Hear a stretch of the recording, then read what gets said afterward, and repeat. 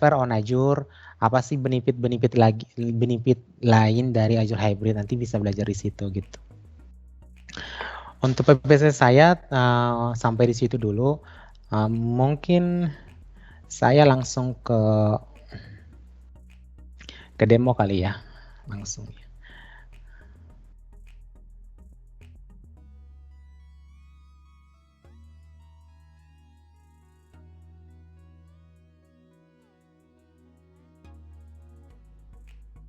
Oke, nah ya, ini teman-teman, nih kali ini saya mau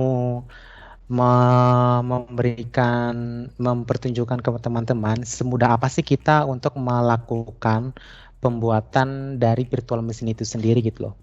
Sebenarnya kan kalau kita bandingin ya yang di on-prem ya, kita kan mau membuat suatu server di on-prem itu butuh waktu lama pasti. Minimal 3 minggu lah. Kita harus PO dulu, kita nunggu barangnya nyampe, kita harus buat ruangannya dulu, dan itu butuh waktu lama, dan itu butuh biaya yang banyak pastinya gitu kan. Nah, sekarang nih ada solusi yang memberikan kita cost yang lebih efektif gitu kan, tapi bedanya hanya sedikit perbedaan aja gitu ya. Kita untuk dari segi UI hampir sama aja sih. Nah, sekarang nih saya mau mempertunjukkan ke teman-teman bagaimana sih cara buat virtual machine. Nanti saya buat virtual machine, nanti kedepannya itu saya mau mempertunjukkan juga bagaimana cara aksesnya gitu.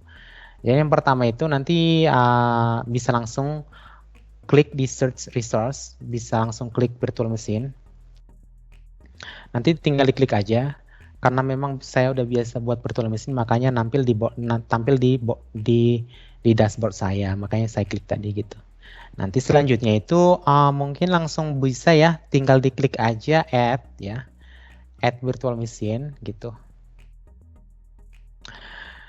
Jadi add virtual machine. Oke. Oke, this one. Oke. Nah, di sini untuk pembuatannya ini sangat gampang ya, teman-teman.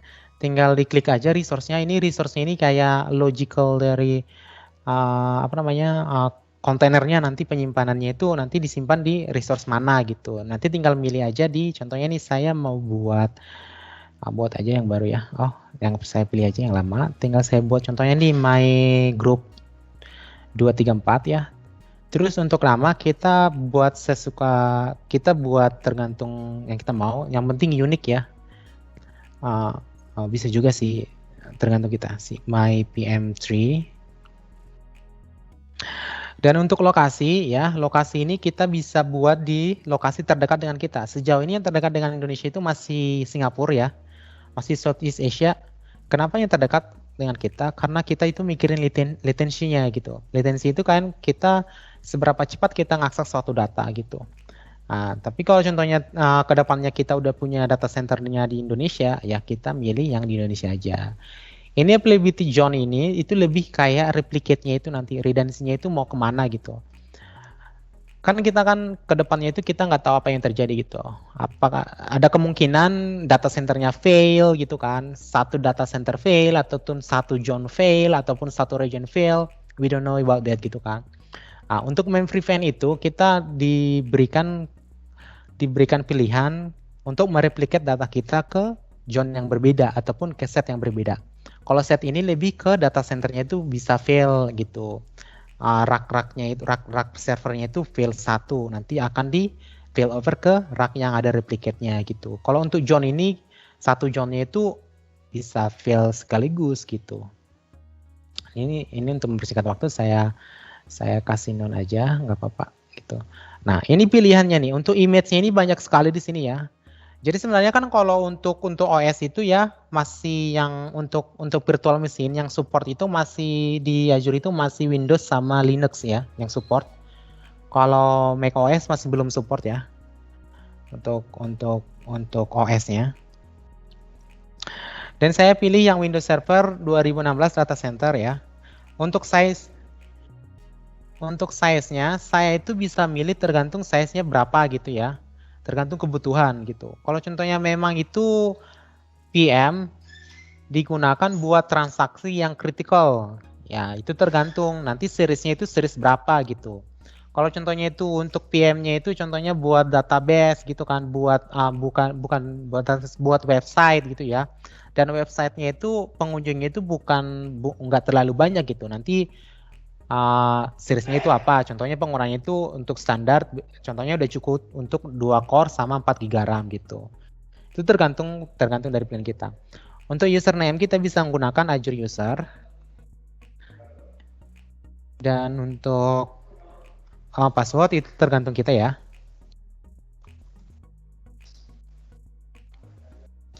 Nah, ini untuk portnya nih. Portnya ini kita bisa milih mau menggunakan port ini lebih kayak aksesnya menggunakan apa gitu kan. Saya mau buka port RDP gitu ya. RDP ini kan buat remote desktop access ya. Nah, nanti saya aktifkan nih. Tapi kalau contohnya nggak mau aktifin ya, biasanya kan untuk production ini nggak direcommended ya untuk dibuka. Kenapa? Karena memang ini vulnerable gitu loh, kebuka ke public gitu.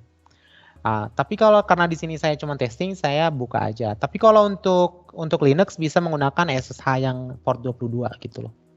Nah, ini salah satu keunggulan dari Azure ya. Kita itu bisa menggunakan hybrid solution, hybrid benefit ya. Jadi teman-teman yang punya license Windows Server itu bisa kita bawa ke Azure gitu.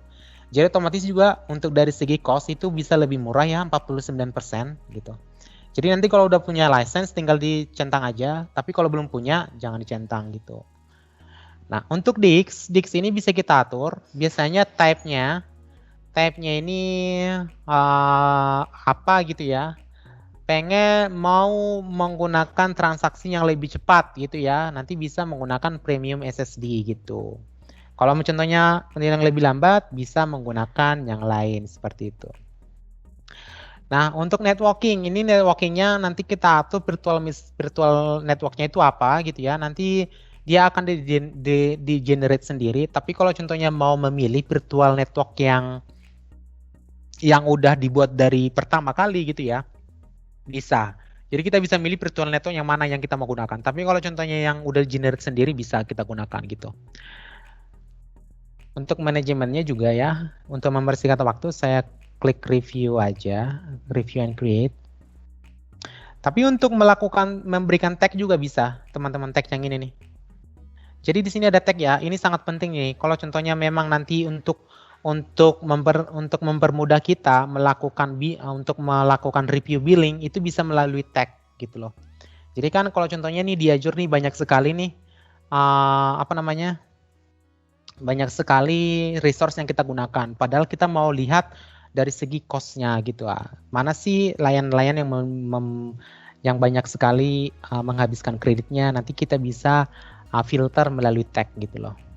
Nah, untuk PM itu sendiri, ini kan PM-nya lagi create ya. Ini saya start dulu. Supaya kita mempersingkat waktu ya dari deployment-nya. Deployment-nya masih in progress. Jadi untuk mempersingkat waktu, saya akan start dulu PM yang udah jadi gitu. Saya kemarin buat PM 1 ya. Tapi ini, oke.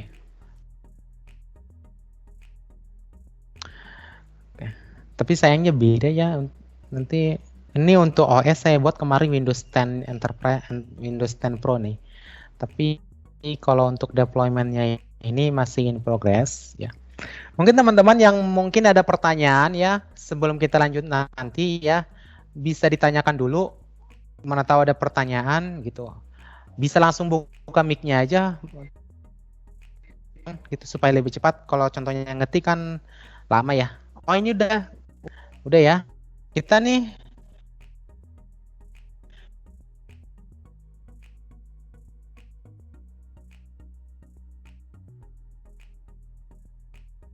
kita mau lakukan stop, start, bahkan kita mau capture dari disk-nya, kita sangat cepat melakukannya gitu. Bahkan untuk monitoring juga teman-teman nih. Monitoring nih dari penggunaan CPU-nya berapa gitu ya. Dari networking-nya berapa kilobyte. Dari disk-nya berapa disk totalnya gitu ya. Dari disk operation per second-nya berapa gitu. Untuk dari cycle time-nya juga bisa kita atur. Mau 30 hari gitu ya. mau 6 hari, mau 1 hours gitu ya, 1 hours gitu. Jadi nanti ke depannya teman-teman ini nanti ke depannya itu akan ada apa namanya ya? Di sini kita akan di-provide public IP. Jadi IP ini nanti akan digunakan untuk mengakses dari virtual mesinnya gitu. Kita itu mau mengakses nih, contohnya nih untuk Linux kan biasanya menggunakan SSH gitu ya. Kok sih? SSH gitu. Untuk Bestian ini Bestian ini lebih ke web browser akses gitu loh. Jadi dan ini lebih secure pastinya. Bestian ini di-provide salah satunya itu adalah SSL itu ya untuk aksesnya. Jadi lebih aman gitu untuk masuk ke apa namanya.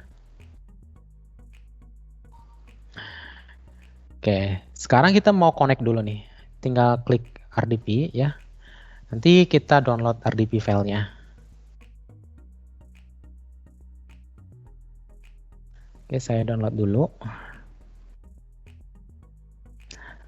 Kalau enggak, kita langsung bisa masukkan RDP langsung. Kita klik RDP.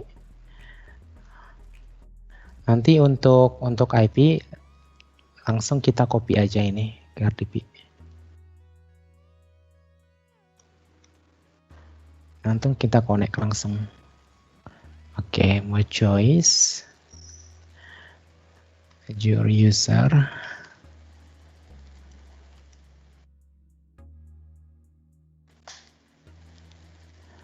Oke, tinggal masuk aja. Oke, ini teman-teman saya udah masuk. Jadi sebenarnya untuk UI ya hampir sama yang physical server sama yang PM ya. Bedanya kita nggak langsung face to face dengan servernya. Servernya itu ada di Microsoft, ada di data centernya. Ntar kalau mau lihat servernya bisa langsung datang ke data center Microsoft. Jadi ini kita cuman kayak nyewa PM, tapi nyewanya ini kita kayak cuman lihat layanannya. Nanti layanannya itu bisa kita gunakan secara remote. Nah, nanti untuk penggunaan, jadi ini PM dedicate buat kita ya. Jadi ini nggak share PM-nya. Walaupun secara fisikal itu dedicate buat orang gitu loh. Itu di share buat orang. Tapi untuk secara kalau kita menggunakan PM kayak gini, ini dedicate buat kita. Ini nggak di share buat orang lain. Jadi untuk data kita ini dipastikan nggak bisa dilihat oleh pengguna lainnya gitu loh. Hanya kita yang bisa lihat PM yang kita sewa di Azure gitu. Jadi bersama ya teman-teman nih, kelihatan nih. Nanti untuk local servernya bisa kita lihat di sini apa gitu ya. Di sini nanti akan disediakan namanya apa gitu ya, untuk PowerShell juga gitu ya, untuk features-featuresnya juga sama gitu. Jadi untuk toolsnya juga bisa kita gunakan langsung. Itu. Jadi teman-teman yang sampai di situ dulu untuk demo saya. Nanti untuk Windows Server Admin Center bisa didemokan oleh Pak Yonatan seperti itu. Untuk